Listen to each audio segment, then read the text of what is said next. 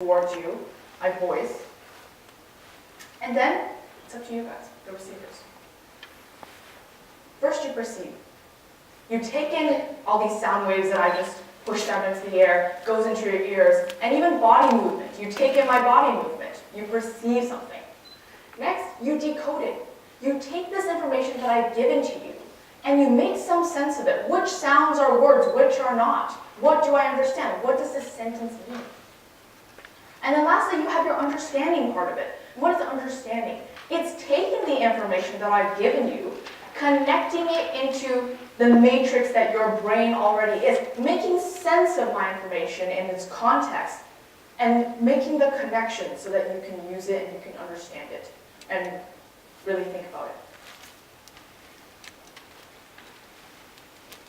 So, nonverbal communication. We know it, we all do it, but what is it for? So first thing is, the purpose of it is clarity. We do this a lot without even realizing it. If I'm standing up here and I'm talking to you guys, I can see it when someone doesn't understand what I'm saying. You know, if I'm in my calculus lecture and I have no idea what my professor's saying, I'll automatically frown, sometimes without even realizing it. We give off signals to say that we don't understand something, maybe you need to say it again. And people are very sensitive to that. We can read that. Next one, communicating over distances. This is especially useful when, you can't hear the other person, but even if you can, I have body language. We're communicating over distance. It can add to what I'm saying. It can bring more substance to it, more depth. It can make it more wholesome. And the last thing is not as positive as the others. Nonverbal communication, just like verbal communication, can send a lot of mixed messages. So take a look at the picture up there. Can everyone see it? So the man on the far left, he is either really, really focused, or he is bored out of his mind. The woman in the middle, she is either repulsed by whatever she's seeing, or her eyes hurt. Man on the far right, is he blowing a kiss? Is he shocked? I can't tell. Can you? So we can send a lot of mixed messages with our nonverbal communication, and this can get in the way of what we're actually trying to say. Maybe that guy over there, maybe he's really, really focused on what he's looking at, but then the speaker up there is going to think that he's bored out of his mind. So being aware of how we communicate using our faces and our bodies can really help to affect the way that people perceive us and how they think they're doing, because they'll self-evaluate.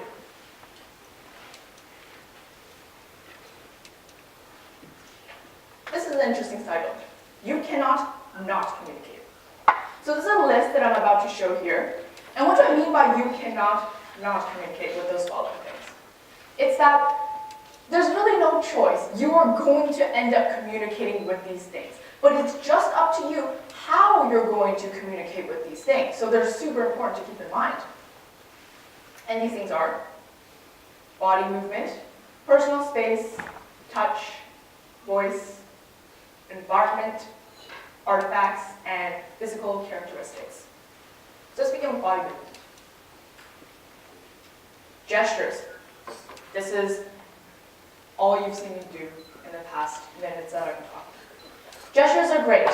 You use your body to express something to make your words more powerful, as I mentioned before.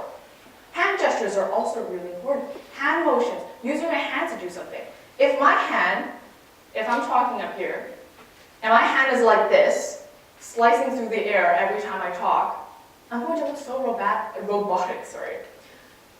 going to look so rigid. There's no flexibility in what I'm saying. So use your hands more naturally. Don't think about them. Just let them be.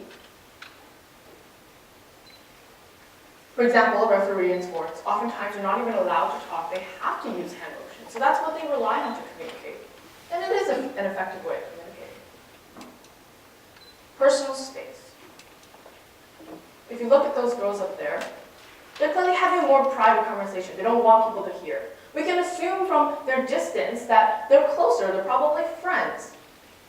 And those women up there, they're at a more professional distance. One is probably explaining something to the other. So personal distance, how close you get with someone when you speak, and how you see two other people speaking, how close they are, can communicate a lot about their relationship with each other, or their perceived relationship with each other, and the contents of what they're talking about. And this can actually vary a lot in cultures too. Some cultures think it's a lot more appropriate to be closer to someone else when you're speaking. But it's just important for us to keep that in mind. This is a really great one too. Steepling. This is called steepling. When your hands are in a steeple, like Obama is there, it says, I'm in control. This is my space. This is tying body movement in with personal space. When I do this and he's, he's all relaxed in his chair, it says, you're in my space now. I'm in control of this space.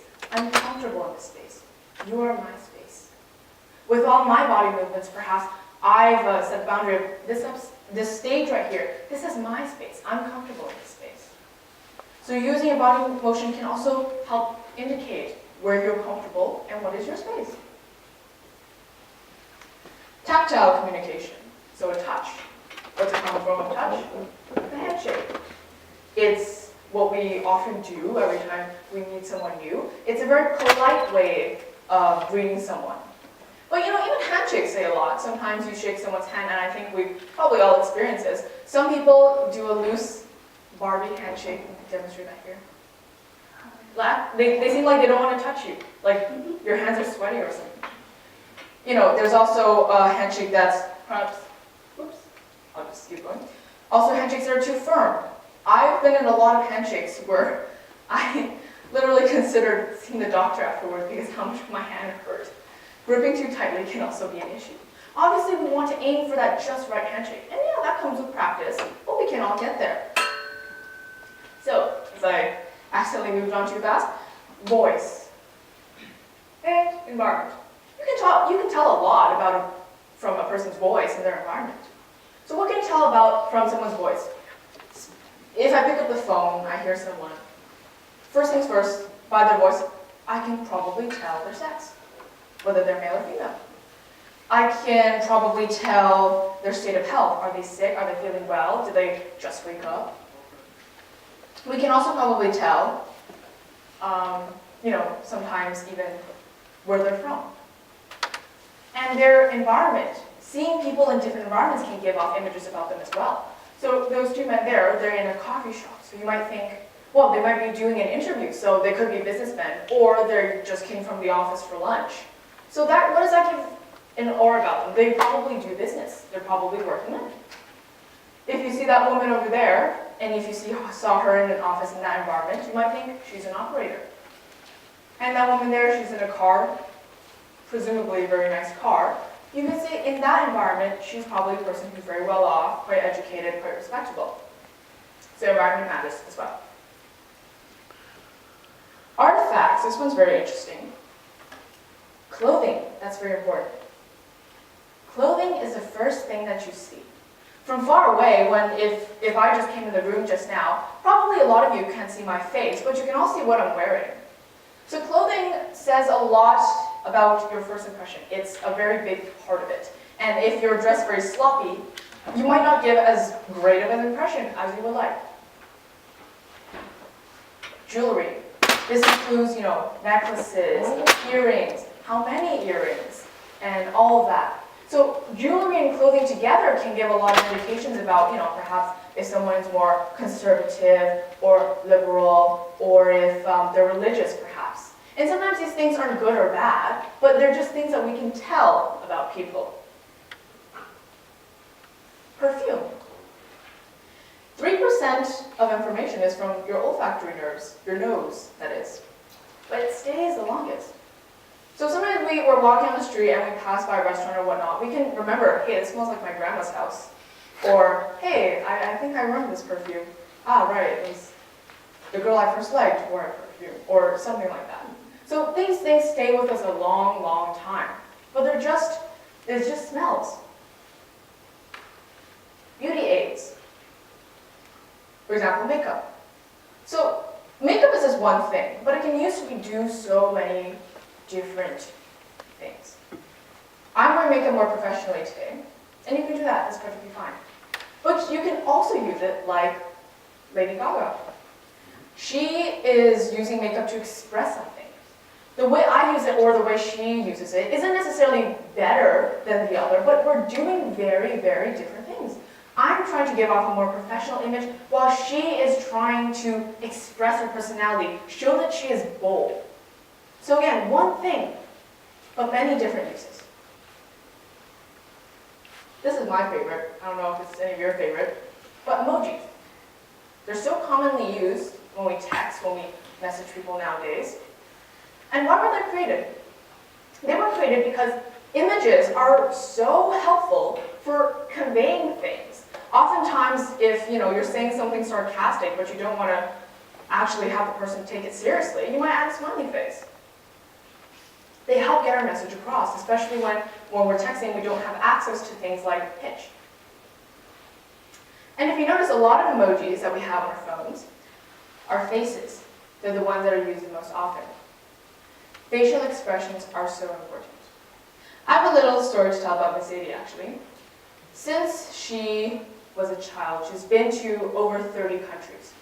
And obviously, she didn't speak every single language in every single country. So oftentimes, it came down to a facial expression to communicate, different things about what she wanted. Was she happy? Was she not happy? Did she like what the person said? Did she like this thing that they've offered her? Or, other happier thoughts too.